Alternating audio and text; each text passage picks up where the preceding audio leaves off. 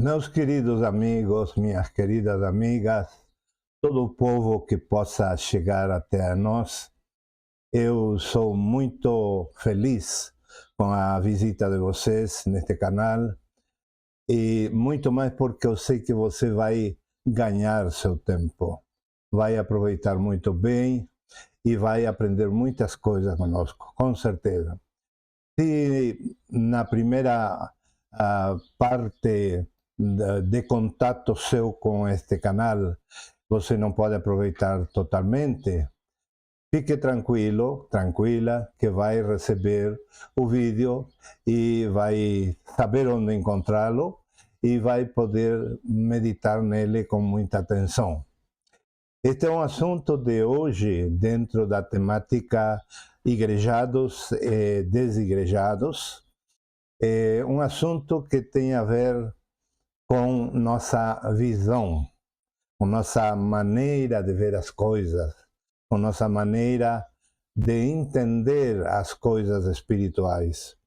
Porque se da igreja se trata, se tratamos ou nos referimos à igreja, à verdade bíblica, a Jesus Cristo, tudo isso, precisamos ter uma visão espiritual. Não é qualquer visão que vai nos levar a entender as coisas espirituais, que são muito elevadas, infinitamente elevadas. E eu estarei discursando agora sobre a visão, principalmente que eu dou em chamar uma visão embasada. Embasada, tendo por exemplo o vidro, o retrovisor, os vidros de um carro, principalmente, também de uma casa, em que por termos uma vidraça ou uma retrospectiva um pouco apagada ou molhada ou suja, já não podemos ver corretamente. Também me refiro a pessoas que têm dificuldades na visão física. Então, chamamos a tudo isso uma visão embasada, com dificuldade para ver claramente as coisas. E tomo por base Mateus capítulo 6, versículo 22 e 23, onde o Senhor Jesus fala de que se o teu olho é motivo de escândalo, de dificuldades, que comprometam a interpretação da vida e dos outros, melhor você retirar esse olho.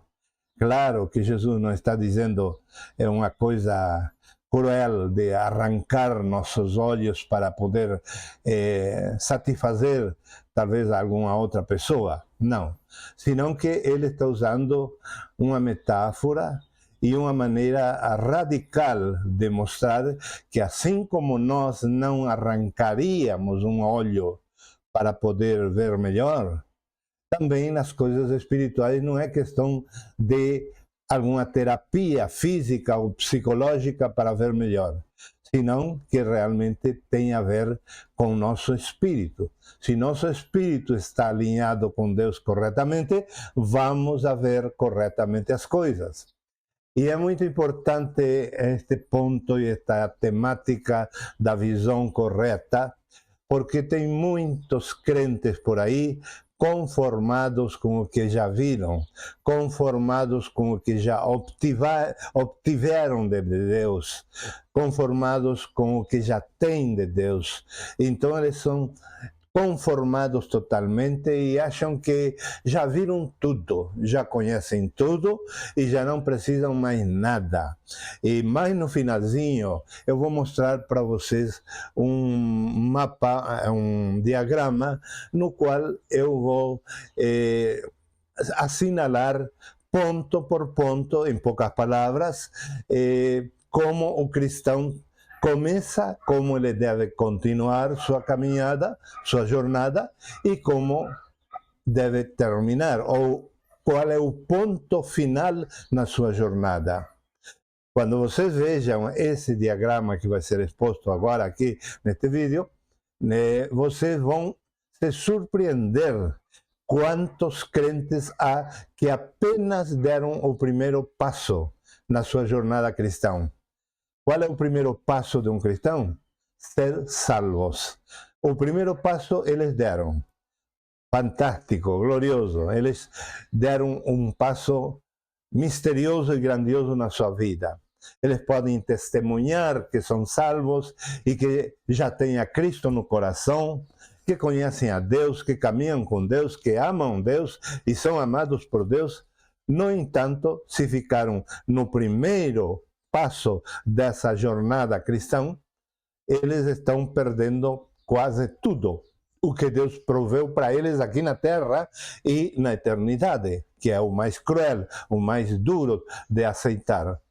E para que isso não aconteça, vocês vão poder ver a minha descrição final desses passos e vão ser chamados por Deus, com certeza, a tomar a sério, a ter uma visão limpa, uma visão purificada pelo nome e o sangue de Jesus Cristo, pelo poder da palavra de Deus.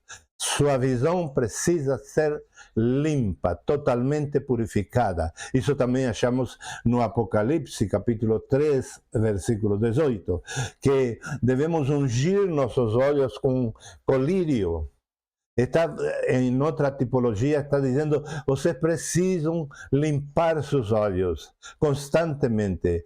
Tem uma visão um pouquinho embaçada? Corram e peguem o colírio que é o Espírito Santo e limpem seus olhos para poder ver bem, porque quando nós vemos mal, é prejuízo para nós, para mim mesmo, vai ser um grande prejuízo, e também para os que convivem comigo e para os que são das minhas relações e também para a humanidade inteira, mesmo que não estejam numa situação de relacionamento conosco.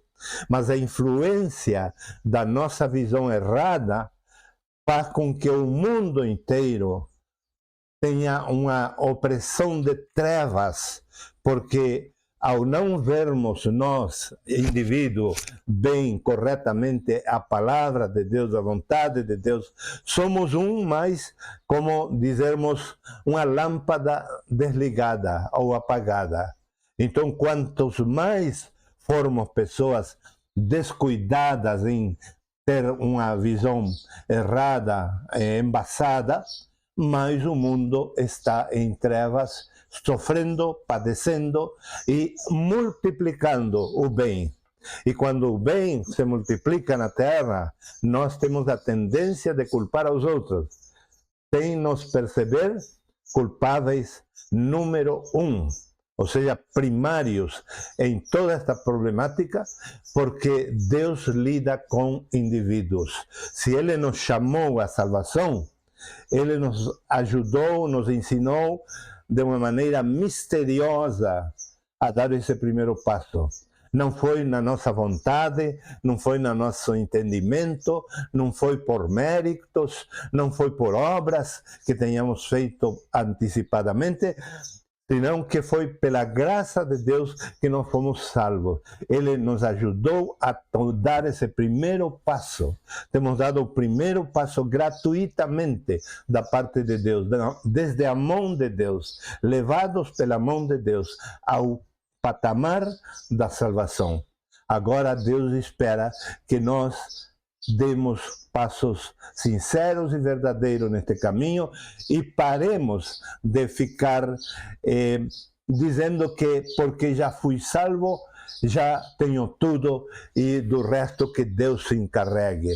Ele vai saber me perdoar, Ele vai saber fazer a vista gorda aos meus pecados, meus erros. Ele vai me abrir o céu porque Ele é misericordioso, Ele é bondoso, Ele é generoso. Ele vai abrir os céus e vai me dizer, entra filho, você tem tanto erro, não mudou em toda a sua vida, os anos que eu te dei de vida, você não mudou, mas vem para cá, eu te amo igual. Não, isso não existe na Bíblia. Temos que entender que Ele nos pegou da mão para dar o primeiro passo, para que os seguintes passos sejam dados por nós na fé, crendo firmemente que aquele que nos pegou da mão nunca nos abandonará. Vai nos ajudar a seguir a jornada que Ele traçou para nós. Mas nós temos que ser conscientes de cada passo que temos que dar e devemos dar com responsabilidade. Talvez eu esteja vendo tudo embaçado, ou pelo retrovisor, ou muito aquém do possível. Eu, você, talvez minha vista pode ver muito além. E eu estou vendo muito aquém do possível. Por quê?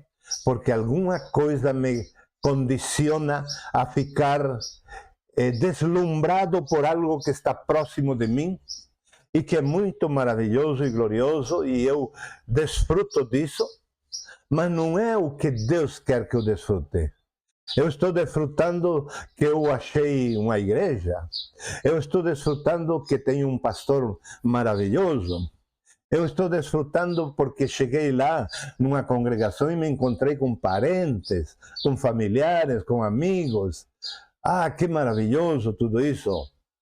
Isso não alcança, não alcança. A visão que Deus tem nos dado é muito infinita, é infinitamente superior a tudo que nós vemos de imediato quando recém somos salvos. Se nós ficamos brincando alegremente com aquelas coisas lindas, maravilhosas que recebemos ao sermos salvos por graça de Deus, Deus fica triste, porque Ele vê que nós ficamos no primeiro passo, adorando esse passo e nos sentindo completo numa coisa que é apenas a amostra das bênçãos de Deus para a nossa vida aqui na Terra e muito mais na eternidade. Para tanto, eu aconselho desde já que vocês leiam Números capítulo 24, o versículo 4. Ali está se referindo ao profeta Balaão.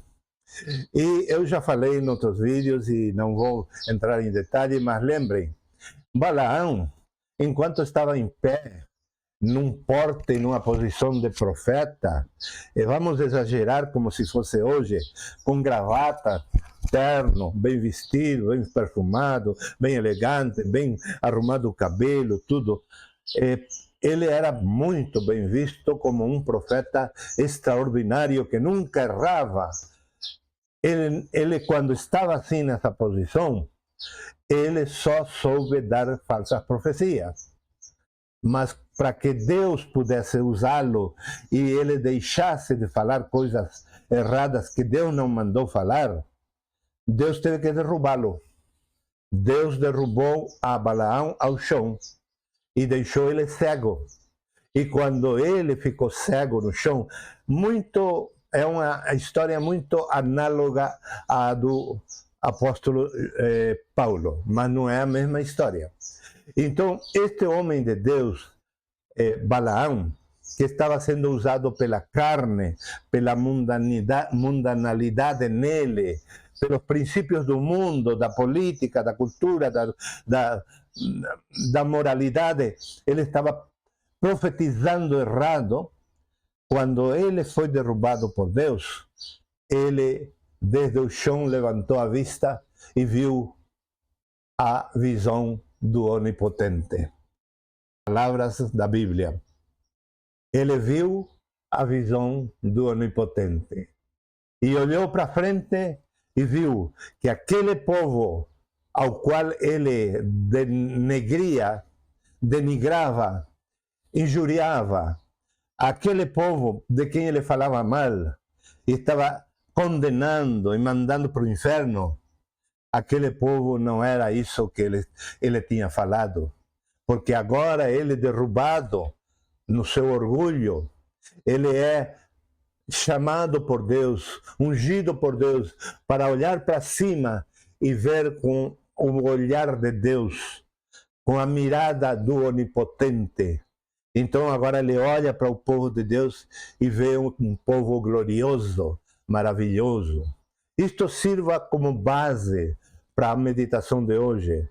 Se você está na tese do mundo, da cultura, do legalismo, do moralismo, da tradição familiar, da religião que você adotou, da doutrina que você segue, você sempre vai ser um falso profeta. Mas se você, um dia, pelas misericórdias de Deus, cai prostrado diante de Deus e reconhece que você não é nada, que eu não sou nada. Esse dia, quando eu caio diante de Deus dessa maneira, reconhecendo que eu nada sou, que só posso falar algo verdadeiro se realmente reconheço a Deus como onipotente e me deixo guiar por Ele. Então, nesse caso, eu terei a profecia correta. Por isso que o chamado de hoje é a nos limpar a vista de tal maneira que deixemos de ver as coisas como estamos vendo, porque é uma maneira negativa e está na hora de buscarmos ter a visão do onipotente. Não é difícil você alcançar essa visão, não é difícil, não é pelo conhecimento, não é pelos méritos, não é pelos sacrifícios que você possa fazer, trazendo dinheiro a um altar pagão, trazendo um animal para ser sacrificado, trazendo sua vida e seus bens, seus títulos nas mãos, dizendo, eu quero ser de Jesus, eu quero ser de Deus, eu estou me entregando aqui. Não é o seu sacrifício que vai levar você a ter um encontro com o Deus onipotente. É somente a sua humildade. Quando você pode se sentir derrotado em seu orgulho e vendo em si mesmo que você não vale nada, eu não valho nada. Quando chegarmos a esse ponto de dizer, se não for a misericórdia de Deus, a onipotência de Deus para resgatar um pecador que não presta mais para nada, que sou eu, mas se eu posso experimentar isso, então, se Deus pode me transformar, Ele também pode mudar minha vista e minha maneira de ver as coisas e ser uma pessoa de altura moral e espiritual, não por causa do esforço humano, senão por causa da graça de Deus, e eu vou ter aquele olhar como do próprio Deus para com as pessoas, e não esse olhar maldoso, esse olhar desconfiado, esse olhar com más intenções do pecador.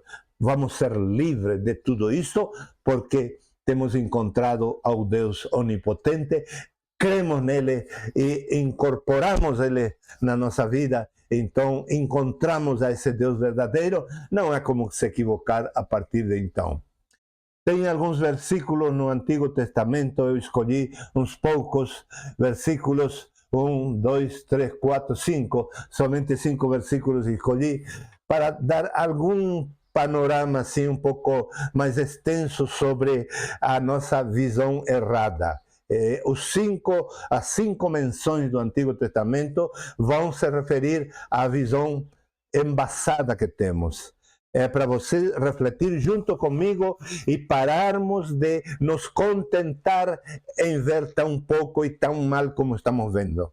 Podemos ver bem, podemos ver correto, podemos ver de uma maneira esplendorosa, porque nossa vista está limpa totalmente e o panorama para o qual estamos olhando está limpo, porque a luz de Deus veio a nossa vida por meio de uma mudança que eu vou sugerir já bem no final desta meditação. O primeiro versículo está em Provérbios 27, 12, e diz assim: o prudente vê o mal e se esconde, mas os ingênuos seguem em frente e sofrem as consequências. Eu anotei algumas palavras ali para que você medite comigo, embora rapidamente vou fazer a menção, mas você pode guardar e pensar comigo e vai ver que algo de tudo o que eu vou mencionar está fazendo com que sua visão seja embaçada. Porque ninguém tem uma visão embaçada se sabe cuidar da vista. sua vista. Mas aquele que descuida sua vista, e além de descuidar, a maltrata, certamente ele vai ter problemas de vista sérios. Um dos problemas que causa a vista embaçada é a curiosidade. As pessoas são muito curiosas, querem conhecer todos os eventos, todas as coisas que estão acontecendo na internet, todas as coisas que acontecem no governo federal, todas as coisas que acontecem no seu partido político, no partido político opositor, nos políticos do Estado, no comércio, no campo, nas igrejas. Eles querem estar ao tanto de tudo. Isso é uma sujeira, isso é um pó, é uma areia que você está trazendo para a sua vista. Porque tudo isso é lixo. Nada vai aumentar sua visão. Tudo que você tem adquirido por curiosidade não aumenta sua visão. A visão nossa aumenta por outro lado, não pela curiosidade. Também o conhecimento. Quantas pessoas são fanáticas de conhecimento? Eu lembro, quando eu estava na quarta série da primária, havia uma professora que disse uma palavra muito chamativa para mim, forte, eu guardei, e com o tempo eu tive que reconhecer que era uma palavra sábia, porém do homem caído, do ser humano sem Deus. Era minha professora, mas não era a palavra de Deus. Ela disse que devemos ser curiosos e tratar de saber tudo o que acontece no mundo, tudo que houver de notícia, devemos correr atrás. Com o tempo eu percebi que não é por aí. Tem muita gente que está ficando louca, pirada de tanto saber. Tem muita gente que ficou desumana por saber muito. Tem muita gente que porque foi para um seminário teológico e os membros de sua denominação não foram fazer um curso teológico, então se sentem como Deus na terra.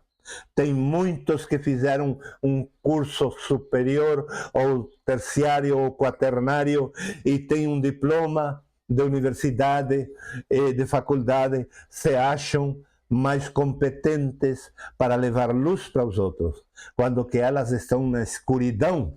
Por quê? Porque a sua fé e sua esperança e seu combustível de luz é o conhecimento.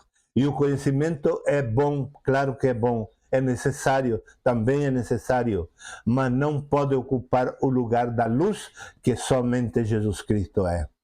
A Bíblia é muito clara em dizer que o único que é a luz verdadeira é Cristo. E, consequentemente, a igreja, quando ela é una por cidade, unida, e vive em uma unicidade absoluta com o cabeça que é Cristo Jesus. Então somos luz. De outra parte, não acharemos luz neste mundo. Tudo é trevas. O conhecimento também escurece. O conhecimento, diz a Bíblia, envaidece. Envaidece. E eu escrevi um livro que se chama que o conhecimento envaidece, a ignorância embrutece. A ignorância é déficit de conhecimento. E o conhecimento em si mesmo é a multiplicidade de conhecimento desnecessariamente. Em ambos os lados, o conhecimento vem da árvore do conhecimento do bem e do mal. E nós não precisamos saber o que está certo e o que está errado. O que precisamos é ter vida.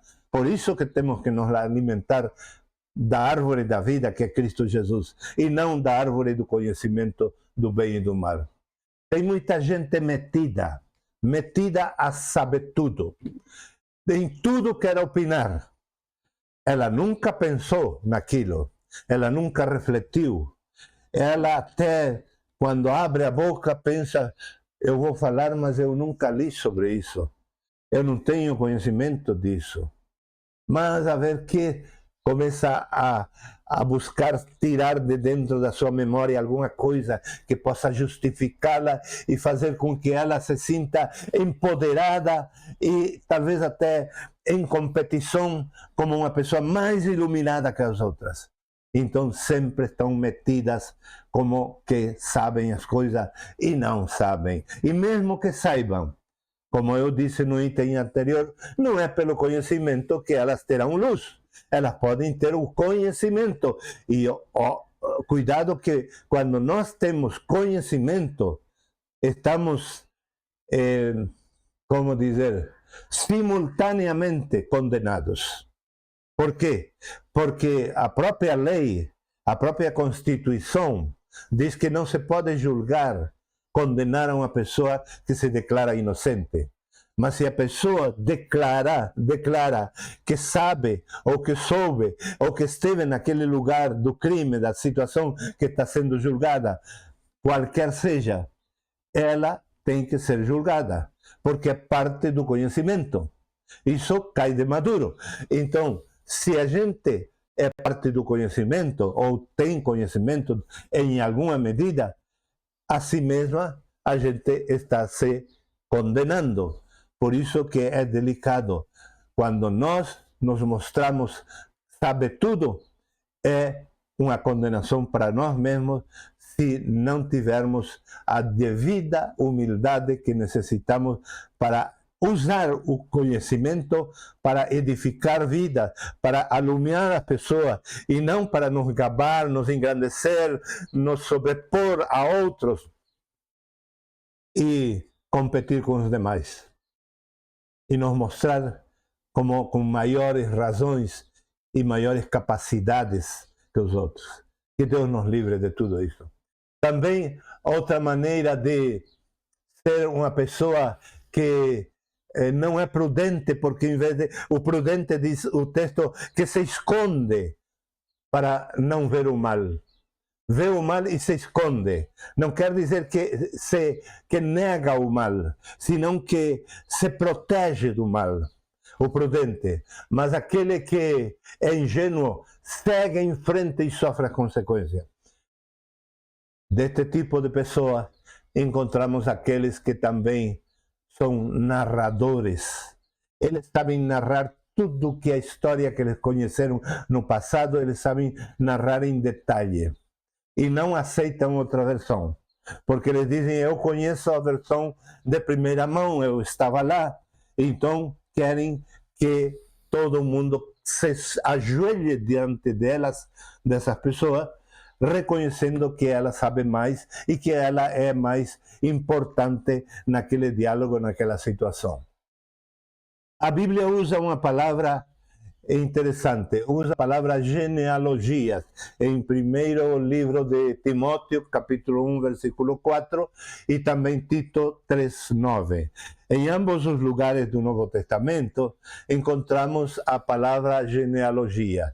Isso já expliquei em outras ocasiões, mas seja que você não ouviu ou ouviu, é importante que recordemos que a Bíblia, o Novo Testamento, quando está falando de genealogias, está proibindo nós seguirmos as genealogias, está nos exortando, nos recomendando a não nos envolver em genealogias.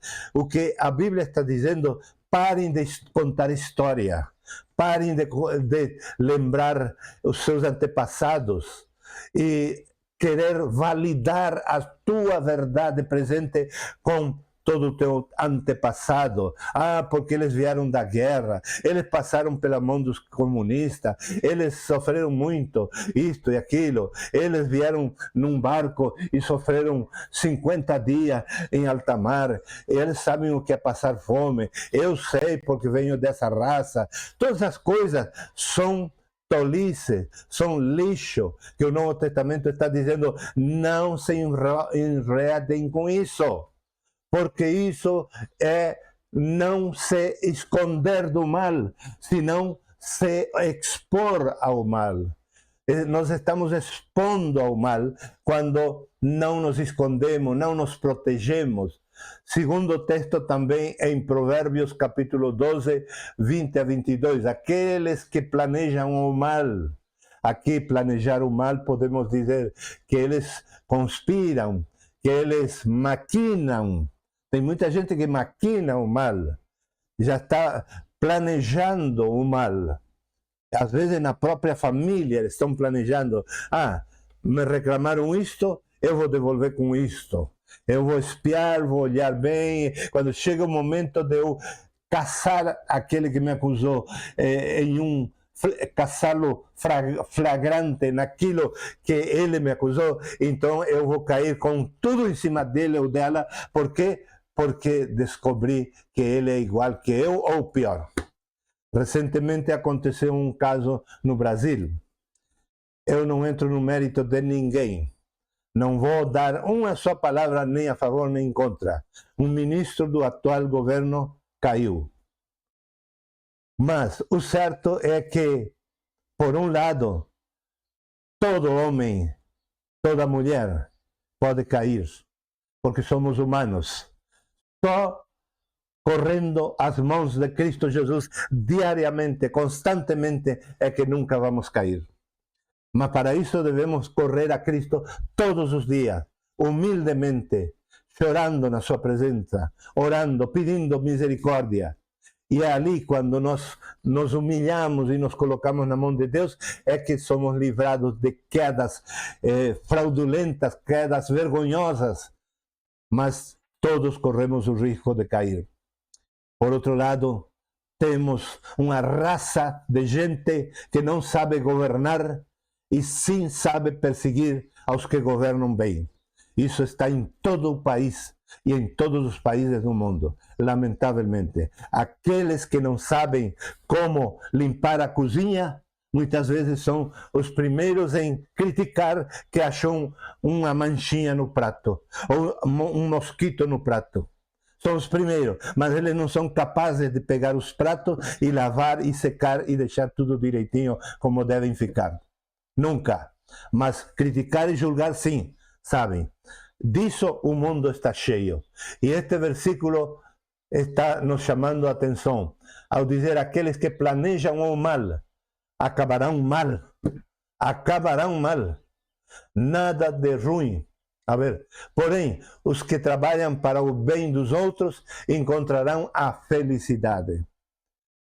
Talvez você diga comigo e com tantos outros: eu estou cansado de fazer o bem. Eu, no grupo familiar, eu na igreja, eu no trabalho, eu na empresa, sempre sou o que levo a pior, porque eu me humilho, eu limpo onde o outro sujou, eu levanto o que o outro derrubou, eu arrumo o que o outro desarrumou, eu desligo a luz que o outro deixou ligado. Estou cansado, estou cansada, porque estão se aproveitando de mim.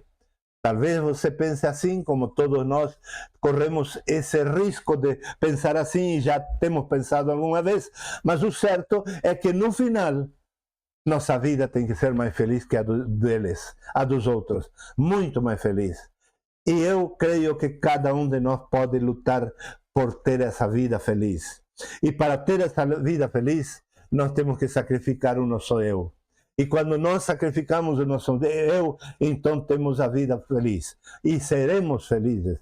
Tem muitos crentes que são empresários, mas não porque têm a vocação de servir. São empresários porque são ambiciosos. São loucos por dinheiro. E provam numa empresa, noutra, e noutra, e noutra. E até que se decepcionam e dizem: eu não posso mais, não aguento mais ter que pagar tanta gente empregado, e juízo daqui, juízo de lá, e não me cumprem o trabalho, isso e aquilo. Afinal, o que era para ser ele feliz ou ela feliz, está sendo uma infelicidade na pessoa. Por quê? Porque ela não é sincera e verdadeira diante de Deus. Mas se nós realmente queremos ajudar aos outros e queremos que ao outro vá tudo bem, somos pessoas honestas, somos pessoas que fazemos o bem para os outros e não andamos maquinando o mal, conspirando contra os outros, desconfiando dos outros. Então, temos um coração bom, então Deus se encarregará de nos abençoar e nos fazer felizes o resto da nossa vida, seja empregado, seja empresário, mas vamos ser felizes realmente. Por quê? Porque Deus conhece o coração e é Ele que julga a nossa vida, presente e nosso futuro. Também temos 1 Coríntios capítulo 13, do 8 ao 13, que diz: o que agora vemos é como uma imagem imperfeita num espelho embaçado, mas depois veremos face a face. Agora o meu conhecimento é imperfeito. Aqui conhecimento se refere a conhecimento espiritual. É imperfeito, mas depois conhecerei perfeitamente, assim como sou conhecido por Deus. Aqui há uma chave nestes versículos. Provavelmente você nunca viu. Eu tenho toda uma vida, décadas no caminho do Senhor, eu nunca vi alguém explicar o que o Senhor tem me mostrado nestes versículos. Aqui a chave da felicidade é que, amando, nós nos descobrimos a nós mesmos. Quando nós amamos as pessoas como são e não queremos saber o íntimo dela, não queremos questionar, não, mas tu disse isto e te viram fazendo aquilo diferente. Ou você me falou uma vez isto e agora está fazendo outra coisa. Quando nós paramos de perseguir aos outros, deixamos de andar atrás da pessoa para saber que realmente, quanto realmente de integridade a pessoa tem, de honestidade tem. Quando nós paramos de controlar a vida alheia e só amamos a pessoa mesmo como ela é, então nós começamos a nos conhecer a nós mesmos. Começamos a nos conhecer a nós mesmos na medida de como amamos.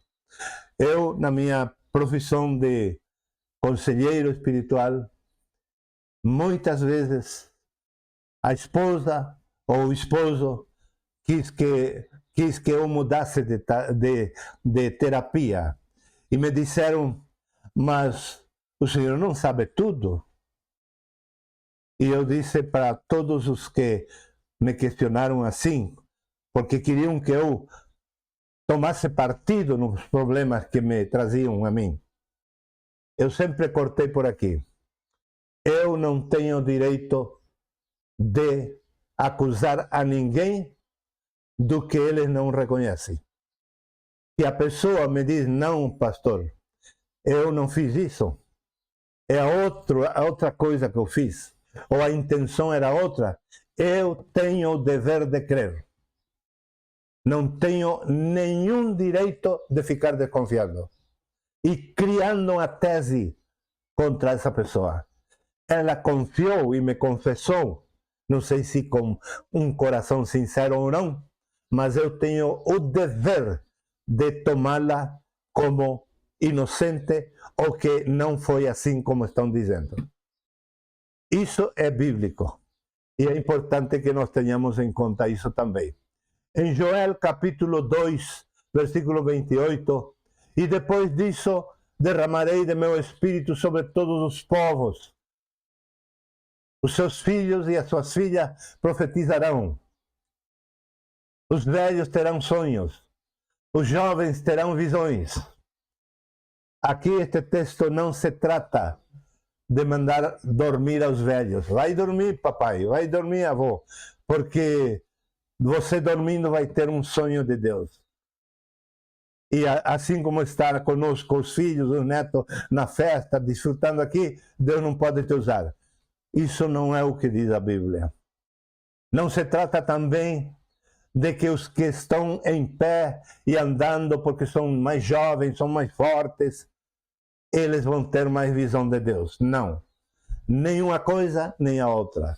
O texto se refere a ter discernimento. O idoso, mesmo dormindo, ele tem discernimento. Ele pode ter discernimento. Por quê? Porque ele vai sonhar ou vai acordar e o cérebro dele está funcionando, a memória dele está funcionando e ele vai ter a possibilidade de extrair da memória as coisas boas. Agora, se é um idoso que se ocupou a vida toda ao pecado, então quando dorme também vai poder extrair da sua memória o mal. E vai acordar pensando o mal, sonhando com o mal, desejando o mal. Mas aquele que é santo e que vive toda uma vida consagrando sua memória para Deus, tem todo o potencial em si mesmo de deitar para dormir e Deus ocupá-lo e usá-lo para revelar coisas grandes. Mas também Deus vai usar os que estão em pé, os que estão andando, mesmo no seu trabalho, com o martelo na mão, com a pá no chão, seja qual for o seu trabalho, uma máquina estourando de barulho e você trabalhando aí, ainda assim você pode ter visão de Deus, a visão do onipotente que estamos tratando hoje. E por último, temos Provérbios 29:18, onde há revelação divina, o povo onde não há revelação divina, o povo se desvia. Mas como é feliz quem obedece à lei. Aqui foi escrito no Antigo Testamento, naturalmente se refere à lei mosaica. Agora temos que aplicar a lei de Deus, que é a lei do Espírito de vida que vive em nós. E para tanto devemos saber se este pastor, se este apóstolo, se esta irmã, se este irmão estão pregando o falar de Deus no Novo Testamento ou o falar de Deus através de Moisés. Se estão falando o falar de Deus através de Moisés, não é para a igreja, é para a religião judaica. Mas se estão falando o falar de Deus, que é a língua de Deus, o idioma de Deus, é o Filho, é a encarnação de Jesus, então esse está falando o falar de Deus atual, que tem o falar de Deus e a revelação divina para os dias que vivemos hoje. 1 Coríntios capítulo 2, versículo 15. Mas quem é espiritual discerne todas as coisas, e ele mesmo por ninguém é discernido. Estou lendo a letra de outro. Eu volto a ler. Mas quem é espiritual discerne todas as coisas, e ele mesmo por ninguém é discernido. Tem pessoas que tomaram este versículo para si, dizendo, quando eu falo, você tem que obedecer porque eu sou espiritual. E você que é carnal tem que ouvir e obedecer. Nunca deve se ouvir isso na boca de um verdadeiro espiritual. O espiritual até poderá requerer das pessoas um pouco de temor de Deus, porque o espiritual chega ao patamar, ao nível de espiritualidade que ele chegou mediante o temor de Deus. Senão ele não é espiritual. E quando a pessoa é espiritual, temos uma experiência que não dá nem para explicar. Não dá nem para explicar. Mas eu vivo essa experiência muitas vezes. As pessoas, quando me ouvem dizer que eu estava triste por algo, tem pessoas, principalmente psicólogos, que acham que estão com todo o direito de dizer, sabe por que você tem tristeza por isto? E depois mencionam outro trauma, outro transtorno mental daqui, de lá, e não acertam uma. Por quê? Porque o espiritual tem um sofrimento diferente. ele vai estar triste, vai estar atribulado, vai estar angustiado, mas nada no pecado, senão no gemer do Espírito, que é uma coisa bem diferente. E por último, temos alguns textos no Antigo Testamento e no Novo Testamento que fala sobre um modelo. No Antigo Testamento, Deus estabeleceu um modelo para os que estão debaixo da lei mosaica. No Novo Testamento há um modelo diferente, que é o modelo do Novo Pacto, que ele só entregou para Davi no Salmo 103, versículo 7, e entregou para Paulo em 1 Coríntios capítulo 3, versículo 23, e do 19 ao 23, e entregou para o nosso irmão Watchman Nee e o irmão Witness Lee. Na nossa época, são os únicos homens de Deus que receberam o modelo do falar de Deus, o modelo da revelação divina, o modelo da visão de Deus, eles receberam. E fazemos bem nós, ovelhinhas do Senhor, seguir o ensino desses homens de Deus, que não se desviaram da palavra de Deus. Menciono Davi, Paulo, Watchman Nee e Witness Lee. Eles nunca se desviaram da palavra de Deus. É um modelo de vida para o cristão hoje. Modelo de visão, um modelo de conduta, um modelo de doutrina, um modelo de ensino, um modelo de vida, um modelo de ministério, um modelo de igrejar. Tudo vem destes homens de Deus. Portanto, meus queridos, sejam espertos pelo amor de Deus. Não se deixem enganar por qualquer um que tenha uma Bíblia e está interpretando de acordo à visão judaica as coisas de Deus, e você está seguindo erradamente. Você pensa que é cristão porque segue um homem que conhece o Antigo Testamento de monte, mas na realidade você está sendo judaico e não cristão. Que Deus nos ajude e que a luz desta palavra possa iluminar sua vida, não só hoje, nem só amanhã, pelo resto da sua vida, para você não perder nenhuma das bênçãos que tem da parte de Deus. Você vai falar sobre isso. Temos ainda, só para vocês olharem nas suas casas, quando virem o vídeo, a jornada dos salvos.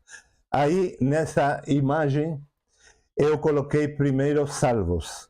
Aí vocês vão achar outros passos: justificados, regenerados, transformados, crescimento, incluídos, consagrados, santificados, morrido ao eu.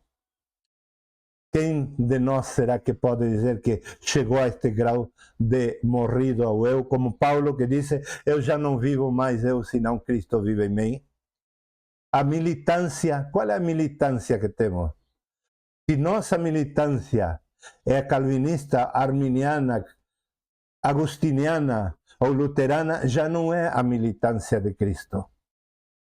Nossa militância deve ser a Cristo.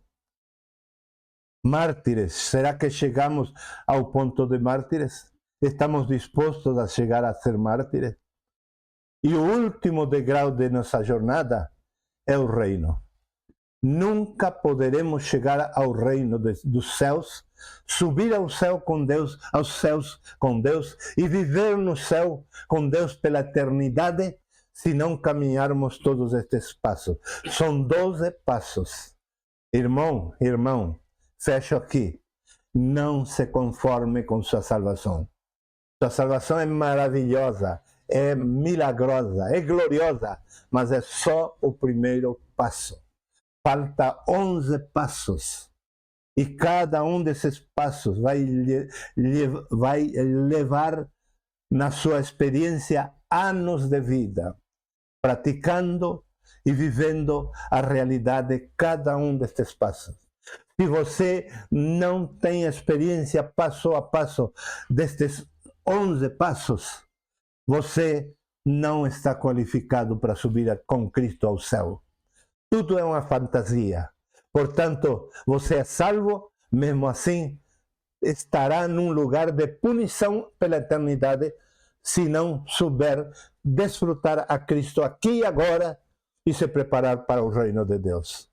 Mas eu sei que o chamado é cruel, é duro, mas é forte e também amoroso, porque quem atravessou toda essa jornada e ainda está caminhando com Deus constantemente, sem desistir dele, constantemente atento aos passos que ele vai dando para eu também dar, então não pode bater na sua consciência, senão passar uma palavra de amor e de misericórdia, uma palavra de bondade de Deus e de esperança que você ainda pode, mesmo que tenha poucos anos de vida, chegar ao máximo nível de cristão que soube viver aqui na terra a riqueza de Cristo na sua vida.